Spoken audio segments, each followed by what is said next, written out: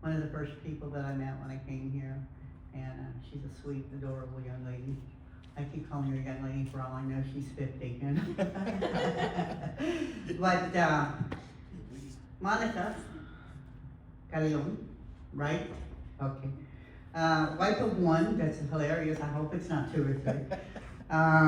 Mother of two, that's awesome. Mother of two, elementary age ministry coordinator for Soquel Community Church. Yay, Monica. Part-time nurse, full-time pre-K educator, go Monica. My heart, I'll tell you, for Cumberland County Schools and the Lord's, one of the Lord's favorite children. She said the Lord's favorite child, I said the Lord's second favorite child. But as we all are, one of the Lord's favorite children. Monica, please come up. And you have a choice, you know, you can get up there or I stand here because I don't like the stairs.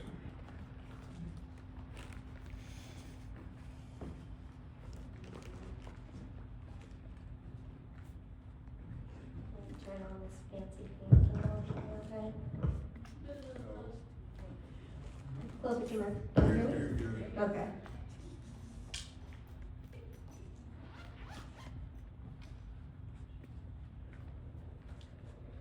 Good evening. Good evening. Mr. Risa had asked me if I could share my testimony with y'all. And it's never an issue to share what God has done. Is it hard? Kinda, you know. But I wouldn't be here if it wasn't for him, so if I can bring him honor and glory by sharing what he's done in my life, then I'm gonna do it. So I was born and raised in Southern Orange County, California, and grew up in a single parent household. My mom did her best trying to raise me and my two older sisters.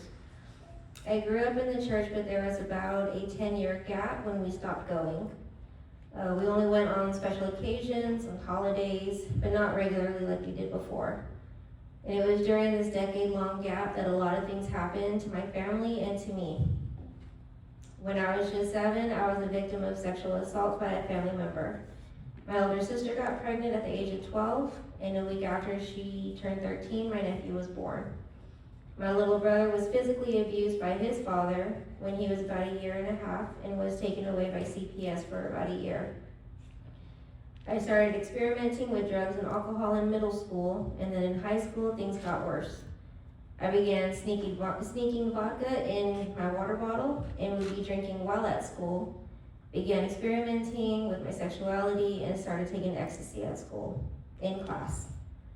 At 17, I had an older boyfriend my mom wasn't too happy about, although at the time I didn't know why. We would hang out, go to parties, drink and smoke. The first semester of my senior year of high school, I had what was called independent studies. Every week, so like on Monday, I would go to the school to pick up a packet of schoolwork for the week and then turn it in on Friday to receive credit.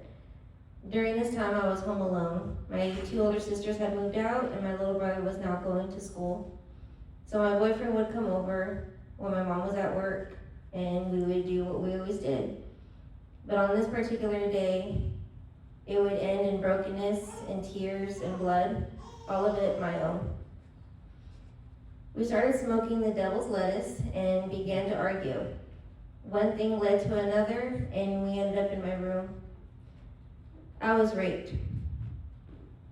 Even while he was forceful and aggressive, I thought to myself, maybe if I pretend to enjoy it or try to please him, he'll stop. When he didn't stop, I began to cry and beg him. He finished and left me there at home alone, and alone I felt, so alone.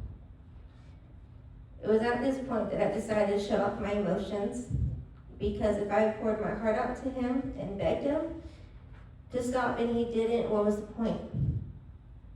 I then started to cut myself. I kept a rag and a blade by my bed, and every night I would release the pain and anger I felt by watching it pour out of my body. This became my way of crying, although no one in my family knew about this. One Sunday morning, I think it was Mother's Day or something, But my mom dragged me to church because when you're young and living with your parents and they say we're going to church, that doesn't mean you have a choice. My mom introduced me to the youth leader, Josie, and wanted me to give her my phone number so she could invite me to the youth functions. I almost got away with giving her the wrong number, but my mom caught me and corrected me. This was a few months after I was raped. I found out I was pregnant. I was scared and didn't know what to do, so I ended up drinking more, taking pills, and became even more promiscuous. I ended up having a miscarriage because of all of this. I didn't tell anyone except for my grandmother. And the night I confided in her, I went to my room and just cried my heart out. I felt like this was the final straw. I blamed myself because I should have known better. I should have done better. I blamed myself for everything. I thought of making one final cut the right way, and the pain and hurt will all go away. As I held the blade to my arm, I cried out to God. I said, God, if you're real, you better show up. And I thank God that he did. I felt his arms hugging me so tight. I felt his presence, his forgiveness, his love, and his grace. I called Josie, and I told her that I was ready to move in with her into the girls' discipleship home. I got saved and dedicated my life to serving him in any ministry I could be of service. It was then that he sent me to Cape Town, South Africa for a few months to help Trailblaze a Bible College, which we also did a lot of evangelizing. With the limited options of life people have there, I asked God, how could you use me to minister to people with so much more hurt and misfortune than a SoCal girl who just made bad choices? He gave me Isaiah 61, verses 1 through 2. It doesn't matter the age or how or where you were raised. If God has called you for such a time as this, it's for a reason. Everyone needs Jesus. My mom knew some things I was doing, but she didn't find out about everything until she actually watched Sunday morning service when I shared my testimony. It was hard to talk about with her. But like I said earlier, it is kind of hard to talk about, but if it means ministering to people and sharing with them that no matter what we go through in life, God still loves us and forgives us and just wants us to come back to him.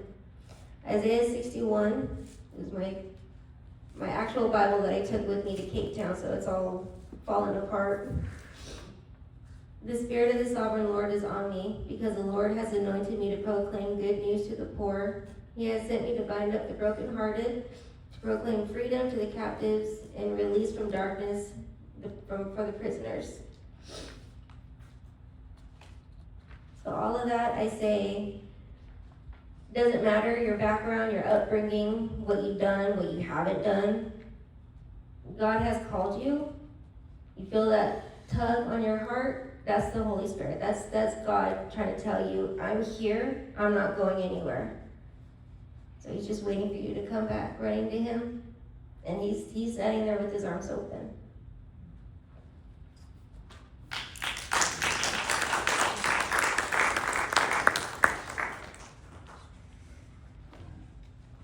We're going to do question and answers, and the questions are going to go from her husband, Darren.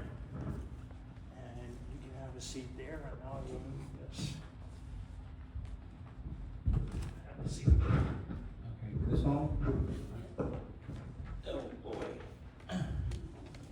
Just so y'all know, she had to rewrite that because she threw the other one away when she was done last time.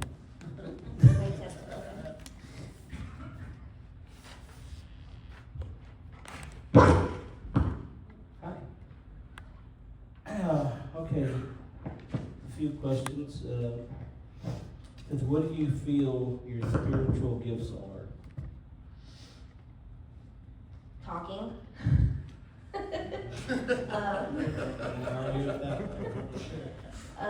You had said, because I can't really identify things in myself, but you had said compassion. And after you mentioned that, I was recalling things, working at the doctor's office and just allowing patients to open up, and I would listen. I don't care how many patients we had on the schedule, if they were hurting, I listened. So yeah, I think compassion. Okay. So what is your favorite scripture? I say scripture, you got a slew of them.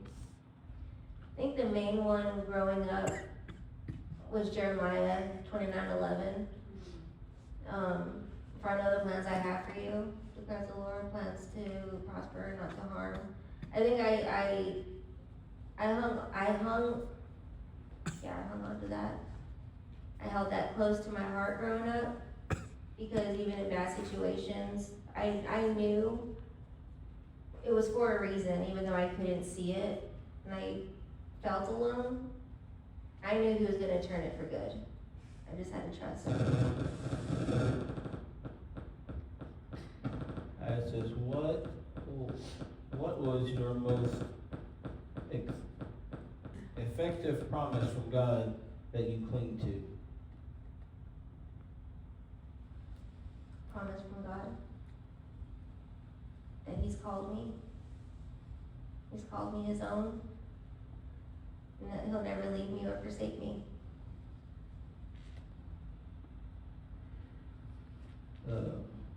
Why do you feel you couldn't tell your mom about your sexual abuse?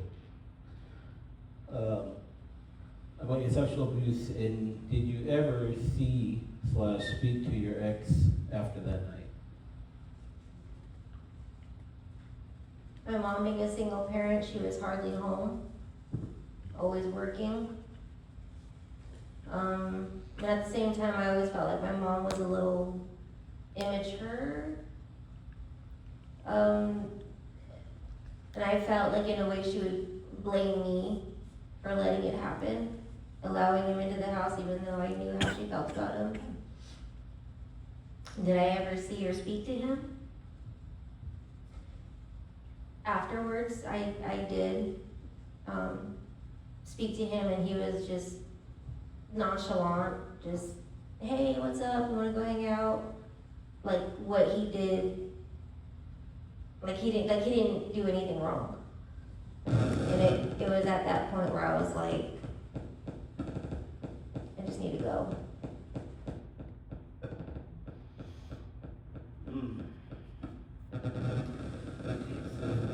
What are some changes that parents can look for in a child that may have been abused?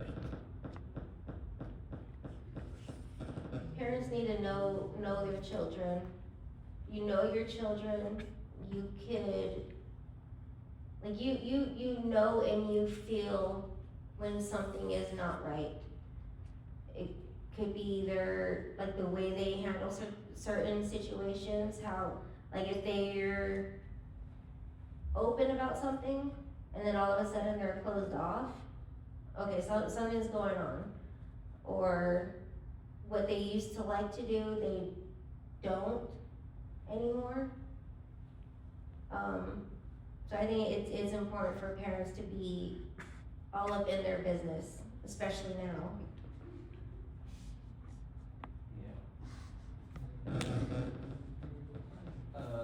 So do you think you could have been better protected? If so, how? I think if my mom was around more and more involved in our lives, possibly. But even when I was younger and I was abused,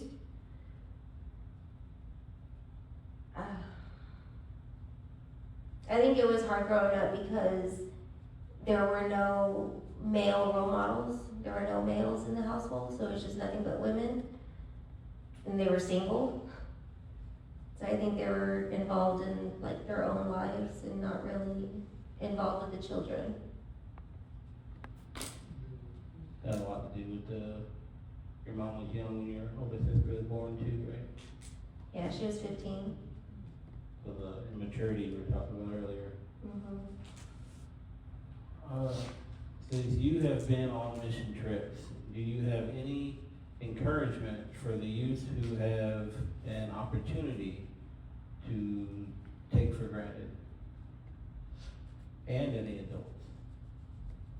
Yeah, I mean, if you have the opportunity to go, if God has called you to go, go, and don't think twice about it. Don't overthink it. Don't think like, oh, I'm only 17, I'm only 19, I'm only 52. It doesn't matter your age, because there's a wide range of people who need to hear the gospel, who need to hear that Jesus loves them. So don't overthink it. If God has called you to go, you go, and He'll provide a way. I think you said too, and I've heard this from other people who have done missions. You know, we take a lot of things for granted here, and over there there's a hunger. There's a hunger for the Lord is what makes it not easier, but easier. Like, Yeah. want it. Yeah, 'cause I mean, in other countries, it's hard for people to go to church. Like, they don't really have the freedom like we do. Like, here we have a church like on every corner. Over there, especially in Cape Town, we had to take a taxi, we had to take a train, we had to walk many, many miles, and then take another cab just to go to church a couple times a week. We had to do this every single day. So we lived on rice and beans and peanut butter jelly sandwiches. And limited waters. Water.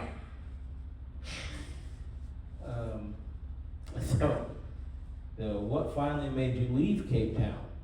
I had to. My visa ran out. I think she said she overstayed by a day, by the way. I did. I overstayed by a day. So when I came back to the States, we went to LA. I had to go to the embassy and pay a fine because I overstayed by a day. They said they want her back.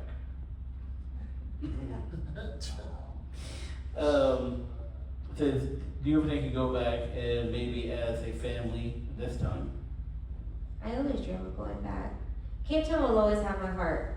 And I'm fortunate for Facebook because I'm able to keep in contact with some of the people that I went to the Bible college with and the families that were there in the church. And even in the recovery homes that we would go and spend time with. I still keep in contact with a lot of people over there. So Cape Town will always have my heart. And there are a couple of Cape Townians that you still talk to on Facebook too? Yeah, and some Cape Townians have actually flown to the States. So they've seen the great Americas. Says, as someone who teaches children or touches children's lives on a daily basis, what encouragement from God lifts you up to fight another battle? Those are God's babies. They're innocent children who have their whole lives ahead of them. So if I'm able to sneak a little Jesus in there during the week, then I'm gonna do it. Guys, just sneak it in there. And it's crazy because a lot of the kids, like there's this one little boy. Can I say his name? Can I say his name? Okay. John. You know John. But he's always singing Christian songs that he hears on Caleb. And like I'll listen to him, I'm like, oh, I like that song too. So then we'll start singing, and then the other kids who have also heard that song, like they'll join in. So it's amazing to be that light. You got a little impromptu praise and worship going on in class. Yes, and some of them are better singers than I am. Says, do you see your children manifesting spiritual gifts? And if so, what do you think they are? Technology, that one right there. I think he could really,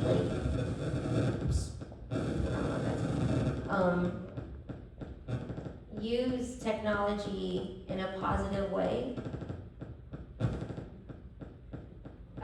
Maddie, her bubbleness, she's very outgoing, so I think evangelism for her. Yeah. She's a lot.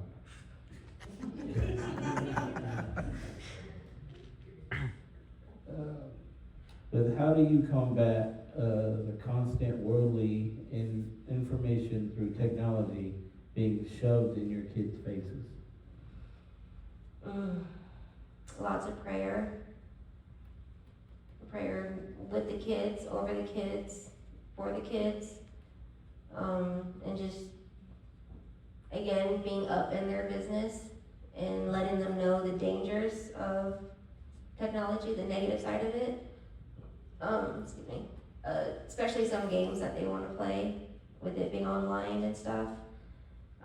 Just exposing the devil's plans and using technology for his gain to try to take out our children. Not gonna happen. If given a time machine, would you stop or change the events of your past? No. Even though I was hurt in many different ways, it made me who I am today.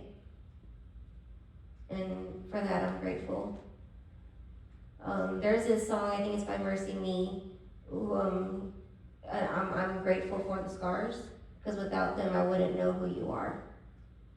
And I hold that dearly, because it is because of my past that I'm able to share with others, and again, it's made me who I am.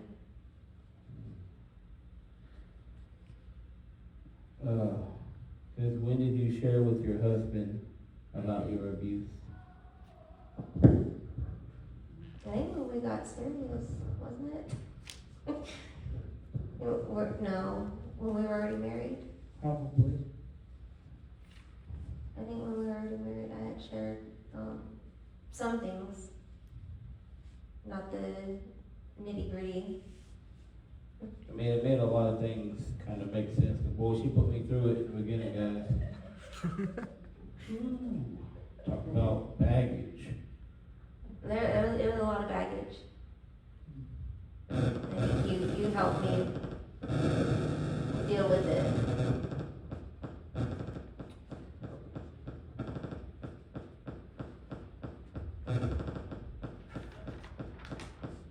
Okay, I guess this part's about me. Because did he talk to everyone else at work but you? Did you talk to everyone else at work That's except what for it me? says. Yeah, No, well, it's not true. that is true. You talked to mostly everybody at work, because we met at Taco Bell. When I moved out here, started working at Taco Bell to help my sister with bills. And he was in the back working the line, cleaning the dishes and stuff, and I was always the front register or drive-through. You talked to all the guys back there. You never talked to me. So I was like, I'm gonna get him out of his shell. I'm gonna get him talking. The reason I didn't talk to her is you see how short she is, right? I thought she was still in high school. I thought she was still in high school. I'm like, there's no, I ain't talking to high school girls. There's no way. I want to say, what, 2008, 9, 2009? 2010. I ain't talking to high school girls. I graduated in 05, there's no way. That was the reason. That was already 22. Yeah, I didn't know that. And it says, did he think he was too cool to talk to you? Totally. No, I just said why. Totally. Definitely not. Can you tell me why you got hired there? So my cousin was the manager, and she said she hired her because she had all her teeth.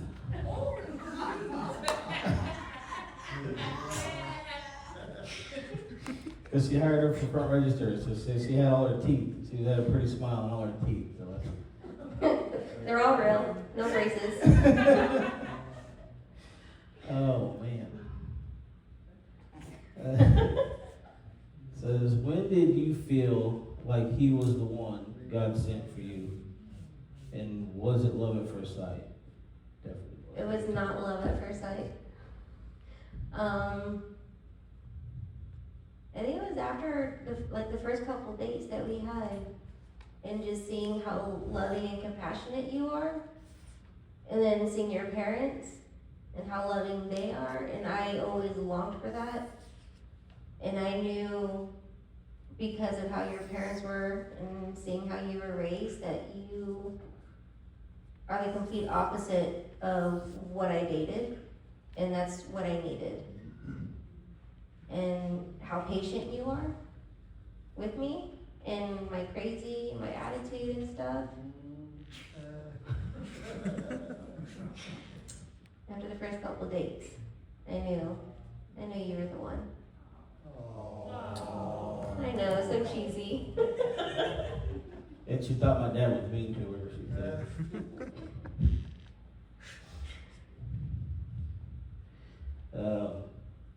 What advice would you give to someone who has or is walking a similar broken path as you did? And tell them that you're not alone. That you, even though it feels like you're alone, you're not. You have people in your corner, you have people around you, you have people that love you and truly, truly care for you. Not just people here physically, but you have a father that you can cry out to. And I'm grateful the fact that I knew that, growing up in church and stuff. I knew that he was there because I never had a father. So I didn't really know the compassion part. But just that you have people on your side. It takes a lot of courage to open up and just say, I'm hurting.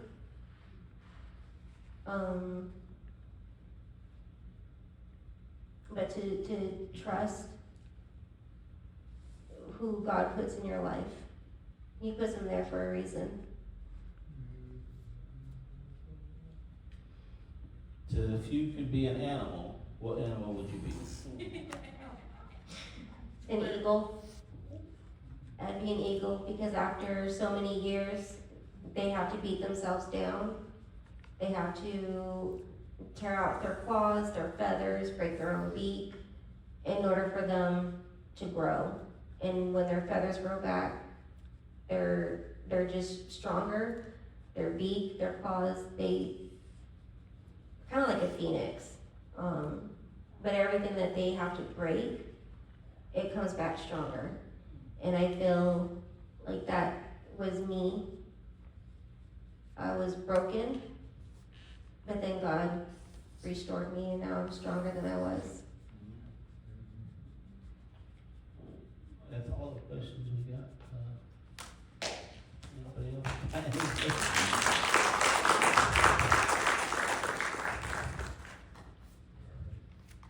So he kinda asked one, and I asked one, he kinda asked it, so if you had it all to do all over again, would you? I wouldn't. Oh, if you had it all to do over again, would you do it all over? Like everything? Would I do everything over again?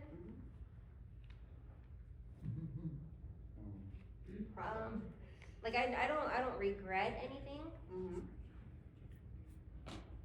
I wouldn't change anything. So yeah, I would do it all over again. Me too. Michelle said, how long have y'all been married? 14 years. It'll be 15 years soon, but 14 years. Yeah, we just celebrated 14 years. And we've been together for about 15. Yeah. We've been together 15. We'll be married for 14.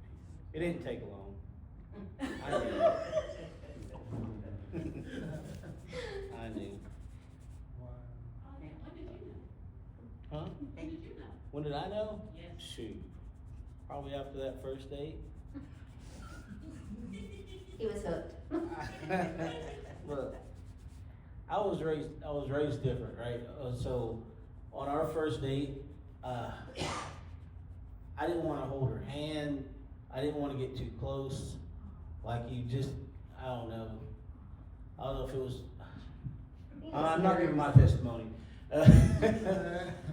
Yeah, I was raised a little different, so you don't go super fast on a first date. So she grabbed my arm, and I was just like, oh, okay, all right, this is cool.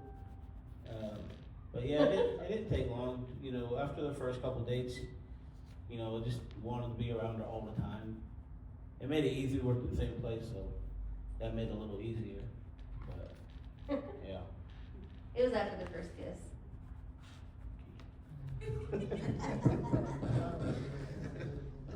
Yeah. Thank you. Thank you very much. We're very grateful that you came out and gave your testimony, and it's awesome. Yes, Thank you. absolutely.